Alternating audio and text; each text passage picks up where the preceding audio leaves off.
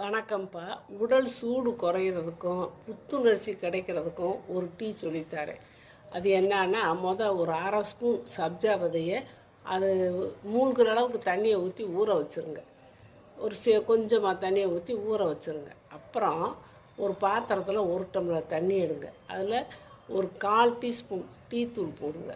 சாதாரணமாக டீ குடிக்கிறவங்களே அந்த டீ தூளை போடுங்க. அப்புறம் பட்டை, கிராம்பு, ஏலக்காய் 1, பட்டைனா கொஞ்சம், கிராம்பு 2, ஏலக்காய் 1, மல்லி விதை ஒரு 1/4 ஸ்பூன் எடுத்து எல்லாத்தையும் நச்சுன்னு இடிக்கணும். இடிகளில் இடித்து அந்த டீ தூள் போட்டிருக்கோம்லையே அந்த தண்ணிக்குள்ளே போடணும். போட்டு கொதிக்க வைக்கணும். நல்லா சிறு தீயில் கூட ஒரு நிமிஷம் நல்லா கொதிக்கட்டும். கொதித்த பிறகு வடிச்சிடணும். வடித்து அதில் இந்த சப்ஜா விதை ஊற வச்சுருக்கோம் இல்லையா, அதோடு அப்படியே போட்டுடணும்.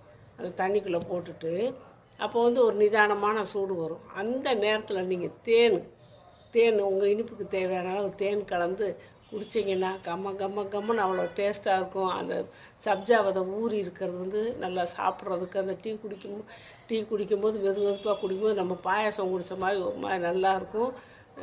குடிக்கவும் டேஸ்ட்டாக இருக்கும். உடம்புக்கும் நல்ல ஆரோக்கியம், சுறுசுறுப்பு, சூடு தணியிறது எல்லாமே இதில் இருக்குது. அதனால் இந்த டீயை கூட ஒரு நாளைக்கு ஒரு தடவை குடிச்சு வரலாம். எந்த நேரமும் குடிக்கலாம்.